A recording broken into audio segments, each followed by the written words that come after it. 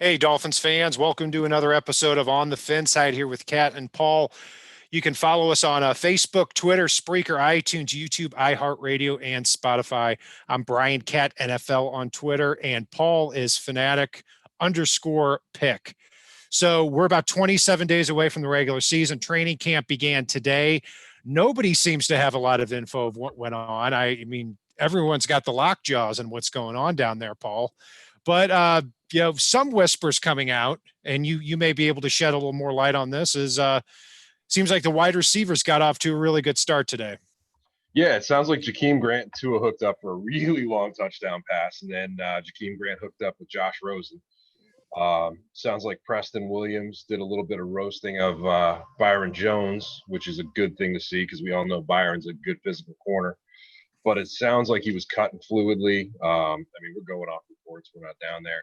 And then Devontae Parker had a good day as well. So, I mean, that's encouraging news because given the fact that, Allen Hurns opted out, given the fact that, Albert Wilson opted out, the Dolphins receivers really need to step up going into this one. Now, that really has been the big news over the last couple of weeks. You've had 60 some odd players in the NFL opt out, and we really didn't have any until Albert Wilson and Allen Hurns both opted out. So, me personally, look, Albert Wilson, I thought played well in the last 3 games of the year. He's had some injury problems. But he and Allen Hurns, when they were out, the bigger part of me was excited that on the field at the same time, you're going to have Devontae Parker, Preston Williams, Jakeem Grant, and Mike Gesicki. Out of those 4 guys, I think you have a very well-rounded, a very diversified receiving group. You've got Grant as the Mighty Mouse type for the underneath stuff. You've got Mike Gesicki running down the seam. You've got Preston Williams and Devontae Parker out there in the perimeter able to win the contested catches. So a big part of me, even though Wilson and Hurns hurt the wide receiver depth, I don't think it's a bad thing when you look at the personnel grouping of these 4 guys. No, I don't either. I'm going to be honest with you. We've talked about this on the show. Allen Hurns is an okay receiver. There's a lot of young guys we're both excited about. Allen Hurns opting out, I think, gives a chance for some of these younger guys to shine in particular. And I was excited to see what Albert Wilson was going to contribute this year, but seeing him take a year off to heal up completely, maybe we'll be able to see a healthy Allen Hurns in 2021. Yeah, and when you look at these guys here too, I mean, when you look at 2021, Albert Wilson is going to be 29 years old next year. Allen Hurns is going to be 30, and they're going to be removed from football for a year as well. So I really think they're going to have a tough go of it to even get back into the swing of things, because you're talking about 2 guys who are close to 30, who don't play special teams. They don't return kicks. And Albert Wilson, yeah, I know he's had a lot of injury problems. He's never had over 600 yards receiving in his entire career. I think Hurns is going to have a harder time getting into it than Wilson will. Wilson, whether it's with the Dolphins or with somebody else, he's going to be able to get another opportunity in the league. But, I still view these as, at best, the 4th and 5th best receivers on the team. I'm with you. It's Albert Wilson was going to contribute a lot more, I think, than Allen Hurns was. Allen Hurns, at best, like I said, is an okay 3rd down wide receiver. I'm really excited to hear Jakeem Grant and Tua connected because that could be part of the future of this team. The fact that Preston Williams and Devontae Parker played well in practice today, love to hear that too. It sounds like Byron Jones had great coverage on Preston Williams on one of these plays and completely mossed him. So for me, it's very exciting to hear those things. That the Dolphins receiving core is going to have to contribute heavily. Now, a guy that had a bad day by all accounts was, no surprise, Kalen Ballage, who's going to struggle to make this team anyhow. Eric Rowe popped him and forced the fumble. Kyle Van Noy stuffed him. Every report you hear on Ballage is him getting stopped, stuffed, and you name it. Not a good first day for a guy that's barely making anybody's roster, given his physical talents only, because he showed nothing last year. Yeah, I don't see Balaj making the team. And another guy that doesn't play special teams, can't return kicks. I don't see him beating out Patrick Laird or Miles Gaskin. Because obviously you've got Jordan Howard and Matt Breida who are going to make the team. Then you've got Laird, Gaskin, and Balaj battling for one or two roster spots. And I don't see Balaj being that guy. But going back to the wide receivers there, Paul, I mean, with Wilson and Hearns out of the picture now, obviously Parker, Williams, and Jakeem Grant are locks to make the team. Then after that, you've got to think Isaiah Ford. It'd be a shock at this point if he didn't make it as the fourth guy to step right into that role that Wilson and Hearns vacated. Then you've got an interesting competition because if you're going to keep probably six wide receivers on this team, and you've got Parker, Williams, Grant, and Ford, then you've got a battle for probably two roster spots between the rest of the group. They signed Chester Rogers this week, who we'll get to in a minute. So you got Chester Rogers. You've got Matt Collins. You've got Gary Jennings, who was a fourth-round pick of the Seahawks last year, who was cut, who was an immediate addition when he was cut. Ricardo Lewis was re-signed. He was a former fourth-rounder of the Browns. Malcolm Perry, who's the Dolphins' seventh-round pick, and undrafted free agents Kirk Merritt, as well as Matt Cole. So given that, how do you see the rest of if we had to predict, how do you see the rest of this wide receiver room shaken out after Parker, Williams, Grant, and Isaiah Ford? For me, I'd really, really, really want to get a good long look at Cole. I want to get a good long look at Merritt, even though I think one of the two ends up on the practice squad. I've been a fan of Isaiah Ford since he came out of Tech, watching all of his footage, watching the charisma and connection he had with Fitzpatrick was a pleasure to see last year. So I'd really like those guys to get a shot. Outside of that, Gary Jennings does intrigue me. And again, it's very interesting how this is going to shake out because there's a lot of unprovens on this roster. Yeah, and Chan Gailey is notorious for using 3-4 wide receiver sets. So you may even see 7 wide receivers kept on this roster.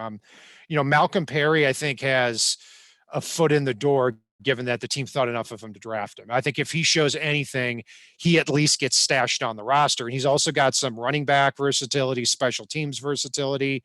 Matt Collins intrigues me too, because he's somebody that was a really known special teamer coming out of North Carolina a few years ago. Didn't stick with the Eagles, but did show some of that flyer ability on special teams as well. So it wouldn't surprise me if he made it. And yeah, you've got the undrafted free agents too. Chester Rogers signed this week. A little bit of background on him. He was a former undrafted free agent out of Grambling, 6 foot, 180 pounds, 4.6 40 type guy. He's somebody I really don't see making the final roster. I've never been a huge fan of his, mostly because when you look back at, I think, 2018, he played with Andrew Luck. He had 76 targets that year. He caught, I think, 53 of the passes for 480 yards. If you get targeted 76 times by a Pro Bowl quarterback and Andrew Luck, and you don't have 500 yards, yeah, that's a problem. Yeah, and to answer one of our listeners right now, I think Cole would have a leg up on Merritt because Cole's a little bit more of a core special teams type guy, and we know Flores puts a big emphasis on that. That's where I'm thinking if it comes down to one of the two of them, Merritt probably gets stashed on the practice squad, Cole on the active roster if it comes down to that. Absolutely. Moving along to a little more news here this week, because it has been about a week and a half since we've been on. So they really took a knife to the defensive back room. Cordrea Tankersley was cut, not a huge surprise, maybe a little surprise he got cut this early. At safety, these were the two bigger surprises, Stephen Parker as well as Adrian Colbert getting the axe. We were both fans of Adrian Colbert, kind of surprising to see him gone this early. I am too, but you look at the fact they've got Nick Needham as well, who I know we all love and haven't talked as much about. They've got Ken Webster, who you and I are both huge fans of. I think it was strictly a numbers game and letting these guys get out there early where they have a chance to catch on with somebody else. Flores is a guy that loves his guys, and takes care of them. And I think in this instance, it was a chance to let them catch on somewhere, knowing that they probably weren't going to be in that final 10-ish defensive back room. Yeah, I think you're right on that. And Stephen Parker's actually been signed by the Vikings already, and that's a great spot for him because they've got probably the best safety tandem in the league in Harrison Smith and Anthony Harris. Excuse me, but not a lot of depth and safety after that. So Parker has a really good chance to make that roster. I think that's a good fit for him. Colbert, he's going to be signed somewhere if he hasn't already. I don't think he has, but he played the last 4 games of the year, and I didn't hear his name a lot, and that's good for a free safety. I mean, if you're not being picked on as the last line of defense like Bakari Rambo was in 2016, then that's a good thing. So best of luck to him as well. Yeah, I think you'd like to bring up Bakari Rambo just because it gets my blood boiling. God, I can't stand that dude. But in all seriousness, I mean, the Dolphins are making a lot of interesting moves. And I want to go back to one thing I forgot to bring up on the wide receiver front. We talk about the 6 or 7 wide receivers with the way Chan Gailey's going to spread this offense. That 5th or 6th wide receiver may not see the field very often because we already kind of know that Gesicki, when he's on the field, is going to be out in one of those big slot roles. So that's another area that this could get really interesting. Yeah, and at wide receiver, a big rule here with Brian Flores and Chris Greer and how they roster not only the 53 or the 55-man roster, but the active game day 45 is every player has a role on that roster. So if you're not a special teamer and you don't establish yourself as that, you have a really hard time dressing on that 45-man roster and therefore have a hard time even making that active roster. So that's why I think Matt Collins might have a better shot than a lot of people think. But at defensive back, going back to safeties, you've got obviously Bobby McCain and Eric Rose starting at both safety spots. And then Clayton Fedulum and 3rd-round pick Brandon Jones. You've got to think they're locks at this point. Fedulum, they're going to pay him $3 or $4 million a year, regardless of whether or not he makes the roster. So they thought highly of him as a core special teamer. Brandon Jones has an opportunity to be kind of that Duron Harmon of this defense, somebody who shadows tight ends, who sticks his nose in there and kind of that safety linebacker hybrid type of role. So, this move is really telling. And you've also got Kayvon Frazier, who they also picked up from the Cowboys as possibly that 5th guy. Yeah, and another guy we're excited about in that secondary too, which is starting to make sense, even though we liked Stephen Parker, even though we liked Adrian Colbert, is Tay Hayes, who came in and looked really good at that corner position last year. So again, it's really just a numbers game. Chris Greer and Brian Flores have really turned over this roster and made it exciting in just 1 year, one offseason, which is crazy to me. Yeah, at defensive back, to me, you've got 8 locks right now. You've got Xavier Howard and Byron Jones at cornerback, Eric Rowe, Bobby McCain starting at safety. And then from that point, the way the rest of the room shakes out, you've got Noah Igbenogany, whether he plays early or seasons a little bit more is yet to be seen. You got Nick Needham as the 6th guy, and then you've got the 2 backup safeties, which are Brandon Jones and Clayton Fedulum. And then from that point, because teams usually keep 9 to 11 defensive backs, you're going to have an interesting battle. Jamal Perry, Ken Webster, Tay Hayes, Kayvon Frazier, Nate Brooks, and the rest of the group there. So it's just like wide receiver. There's going to probably be 2 spots available for whoever brings it the most here in training camp. Yeah, there really will. And it's going to be an exciting battle. I know they signed a whole slew of defensive backs this week, and I'm very intrigued to see who can seize those last couple spots. And that's true of a lot of positions. We've already said that at wide receiver. At tight end, they've brought in a few guys in the past week or two. I know they let Bryce Stirk go, who was a project defensive end they were looking to convert. He got claimed by the Bengals, so no chance of practice squad for him. And, you look at defensive back, you look at linebacker, there's going to be some good players cut here.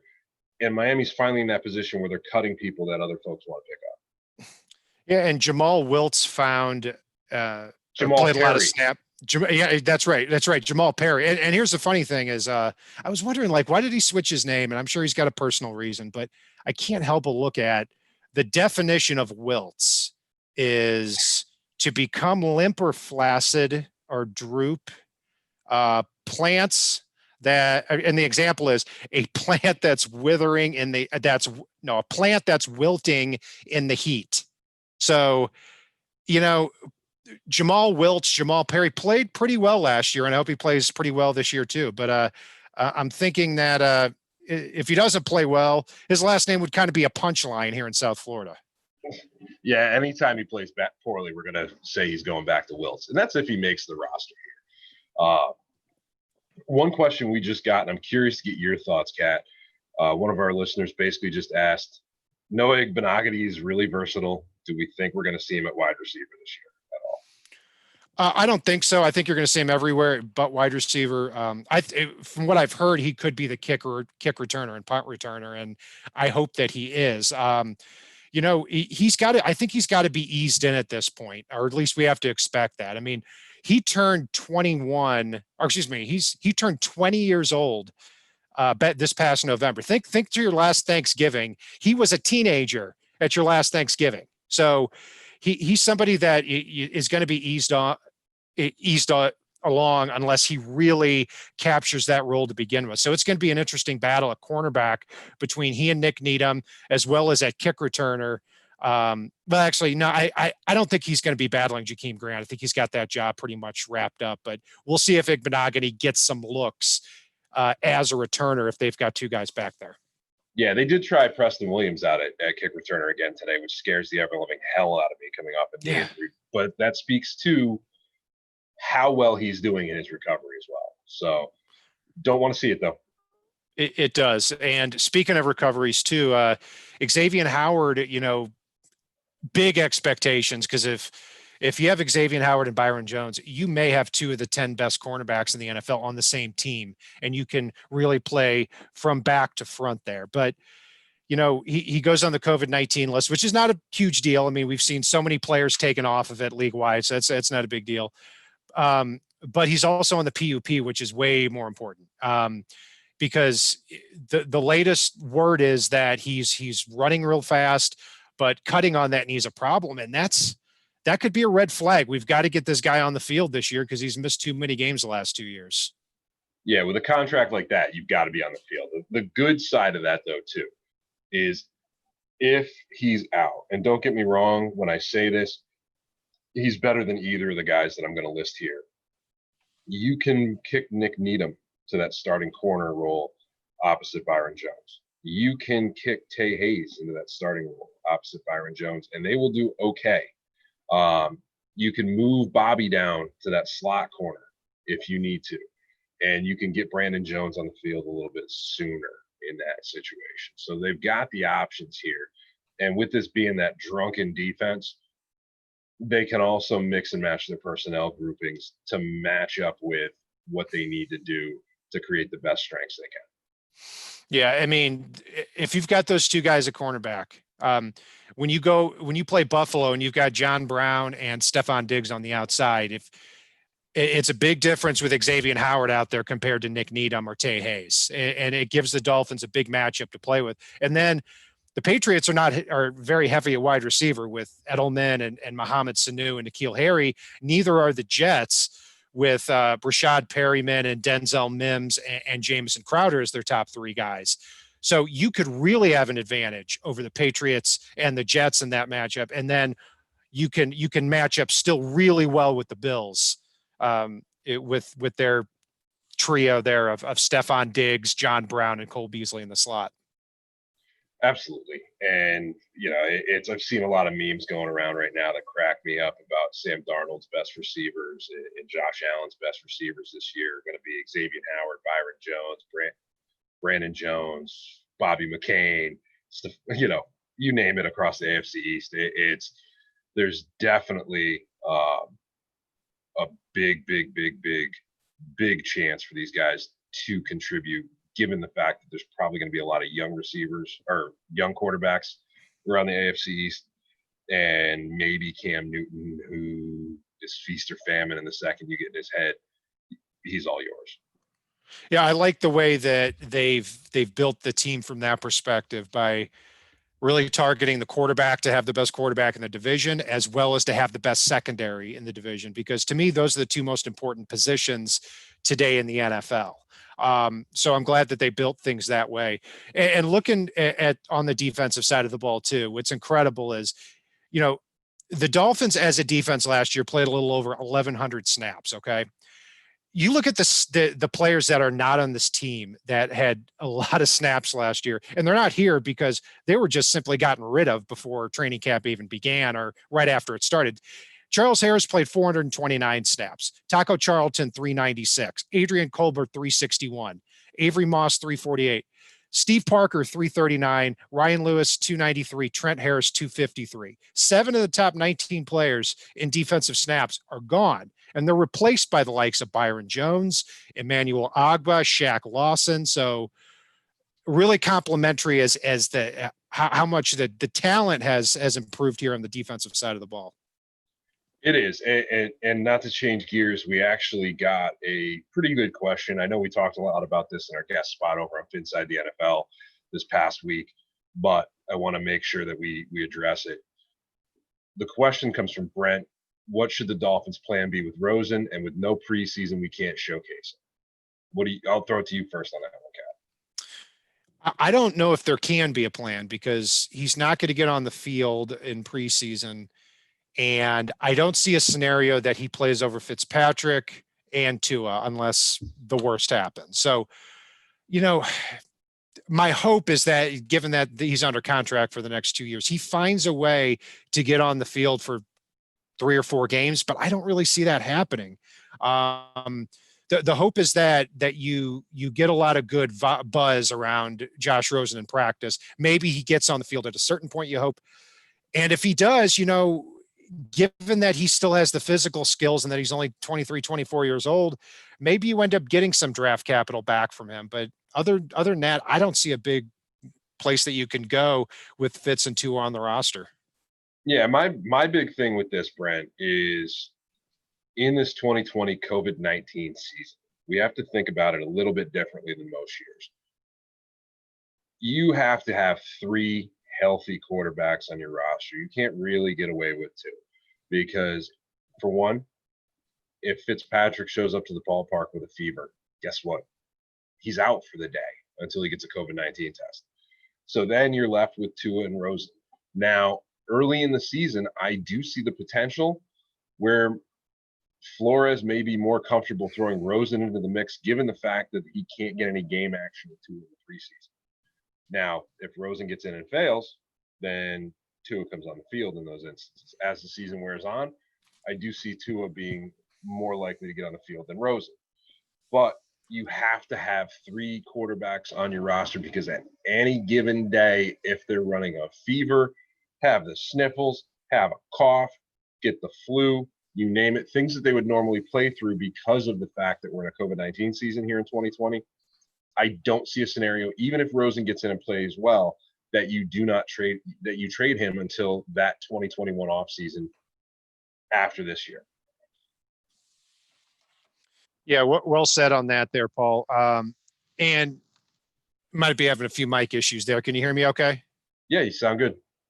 Okay, well, I can't hear you guys, but it's okay. But as far as that's concerned, yeah, I mean, and also with Josh Rosen, I don't think you're getting more than a 6th-round pick for him anyway, because you're going to have 2 teams in a row who wanted to trade him. So, that's kind of where I'm at on that. And from that point, even if you could get a 4th or 5th-round pick for Rosen, I don't think I would do it, because what are you going to do? You're going to turn around and you're going to potentially draft another developmental quarterback in the 4th or 5th round. Would you rather have Josh Rosen or would you rather have James Morgan, who the Jets drafted in the 4th round? I would rather have Rosen. I think he's got more physical ability. So we'll see what happens. I like if you view him in the context of being a developmental quarterback on the roster without more expectations, then I think the expectations can be a lot more tempered with him. Yeah, and he really doesn't cost the Dolphins a lot of money over the next few years while he's under contract. So at the very worst, you have a potential high upside guy backing up Tua down the stretch. He's a good insurance policy for us to figure out if Tua can stay healthy at the NFL level.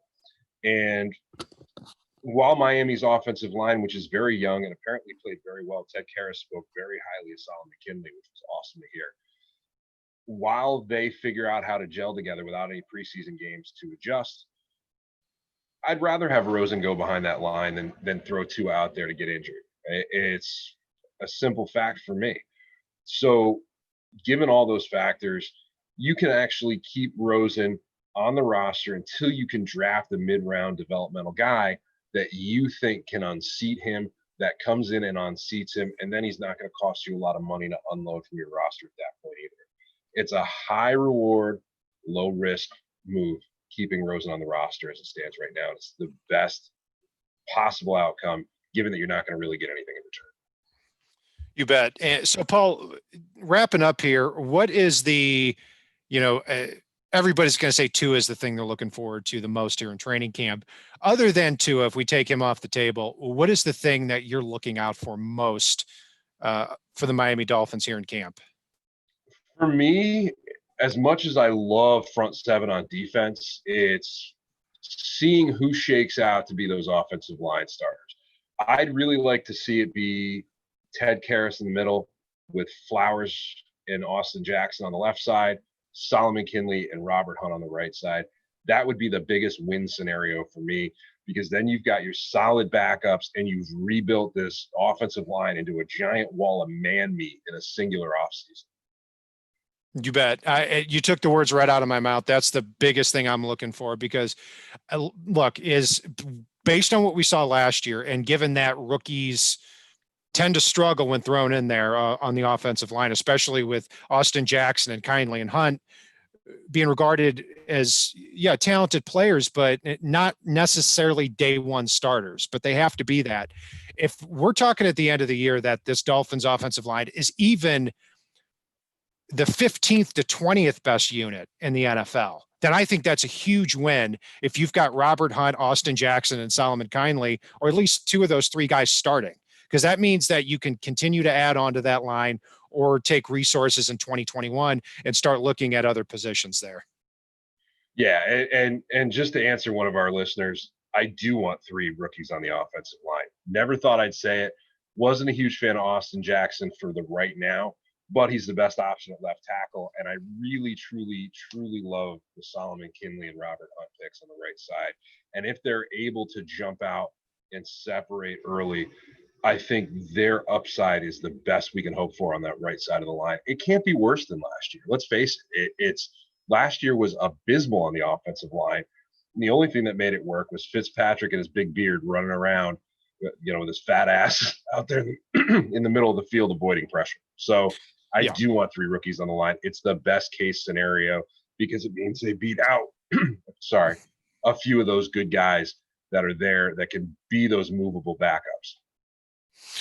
Yeah, and exactly right. I mean, you could put Julian Davenport and Shaq Calhoun and Jesse Davis out there, but I mean, I think from a physical perspective, the rookies are they're definitely going to be physically better, obviously. But is an experienced Shaq Calhoun a better option than Solomon Kindley or Kindly? I don't think so. So we'll see, but it's going to be an interesting competition. Another one I'm looking forward to is how the fifth through eighth defensive back positions work itself out. I mean, Noah Igbenogany, you don't draft a guy in the first round, I don't care how young he is, to sit on the bench, but he is a raw player. He is a young guy. So I hope he earns at least that sixth dime back role.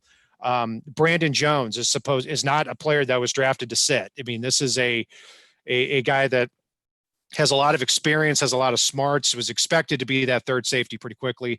Nick Needham, very good player based on how he played at the end of last year. So yeah, that'll be fascinating. And so we're going to be here. We're going to crank up the gears over the next few weeks here as we ramp up for the season.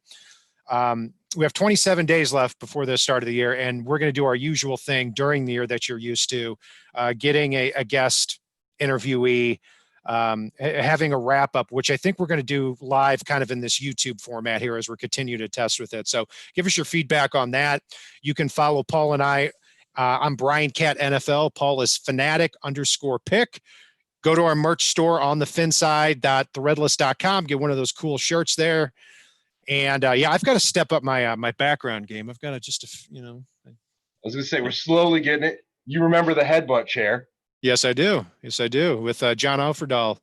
And yeah, you've I don't think you have one current Dolphins logo on, but I like those. I like the two boards there, but I shouldn't be talking crap with I've got our current on the FinSide logo up there, nicely framed. Very nice. Very nice. Yeah, I got to step up my background game. So, but follow us. Yeah, follow us on Twitter, and you can follow us on Facebook, Twitter, Spreaker, iTunes, YouTube, iHeartRadio. Be sure to leave us a 5-star review, and let us know if you have any questions, anything you'd like to see here throughout the year. And if it's not on the right side and it's not on the left side, it is on the Fin side.